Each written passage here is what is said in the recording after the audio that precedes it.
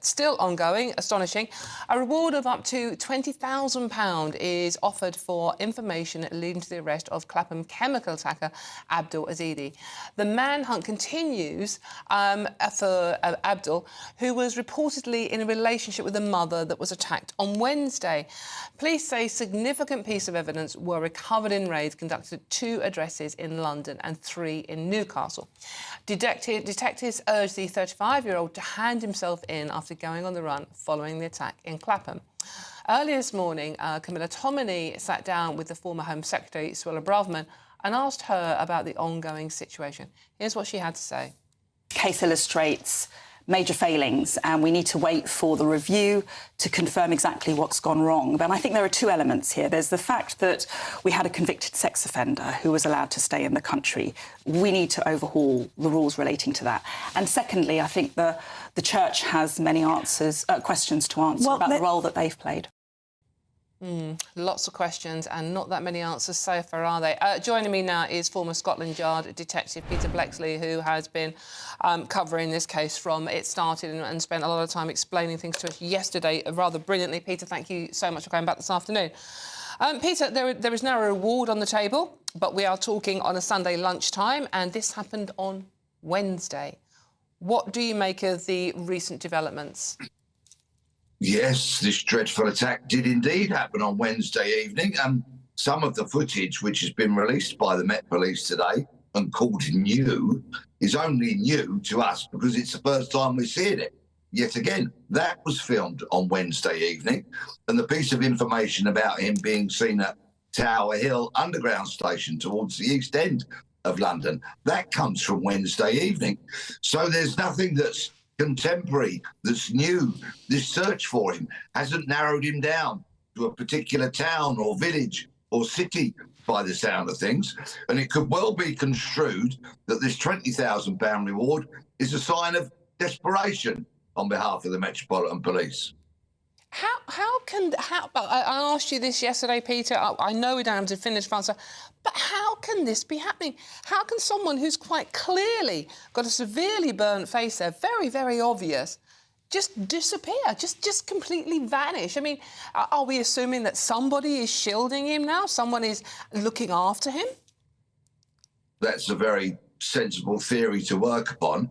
And contrary to some of the utter nonsense that other people have spoken about this case today, the harsh reality is that some people do go on the run successfully and are quite simply never found.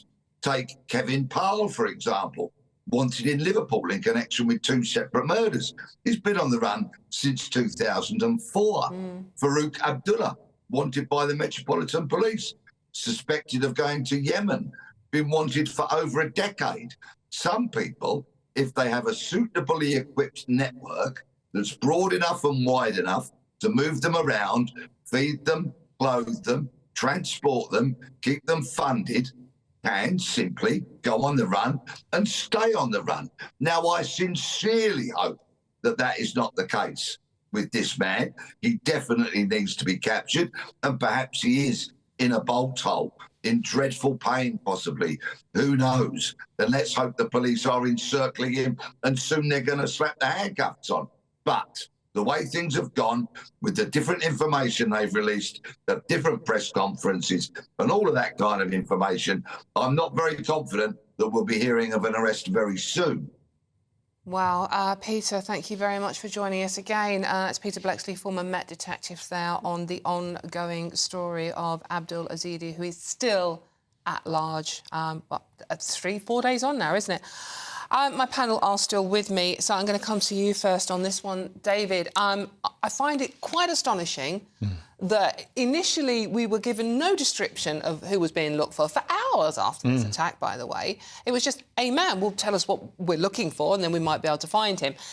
And now we still have no clue as to where he is. Yeah, it's absolutely shocking, isn't it? The information should come out as soon as it's available so that everybody knows. And if anyone sees him closer to the time, close to the area, they can call the police, and then maybe that makes the chances of him being arrested much, much higher. So 4 days now he's been on the run. You know, as your correspondent said there, he may be on the run for a long time yet. And this can't happen because this is such a horrible crime. Do you think they were, the initial lack of information given to the public, David, do you think it was because the police were maybe frightened of inflaming some sort of racial tension or anti-migrant feeling?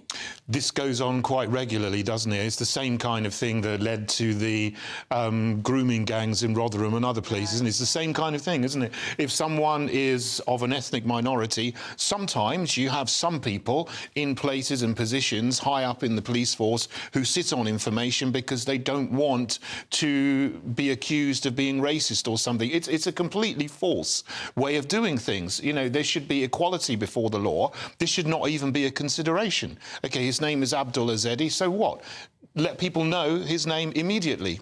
And Scarlett, do you think there is maybe, you know, as David's just said, an element here of tiptoeing around a suspect, when the reality is, by doing that, they're putting women's lives at risk? Oh, yeah. I mean, we have no idea of the reason why. I mean, I don't think his name was as important as pictures of his face. I mean, you know, I have no idea who Abdul Ezedi is, but if I had seen him in a shop with that face and had seen a picture on the television or on my phone or something, I would know. I mean, that's what should have been released immediately. And it wasn't about, you know, what nationality he was. It was that he is so recognisable with that acid after that terrible attack. I mean, of course, this man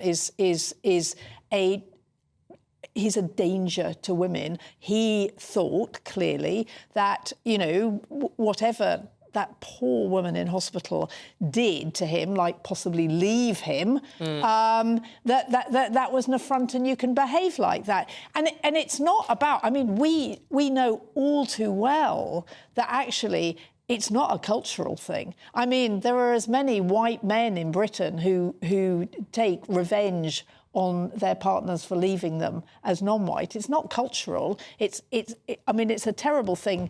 And we have to say these men are dangerous. Obviously, violence against women and girls is not, you know, down to one nationality, one race, etc., etc. But there is a cultural issue with acid attacks on women in many cultures around the world. Do you think there is a danger we are importing that into the United Kingdom? Well, there is. I mean, there's this whole culture of honour that you have in certain countries, certain Middle Eastern countries and parts of Pakistan and so on, parts of Africa as well. Not the whole area, but there are certain tribes and that have that culture.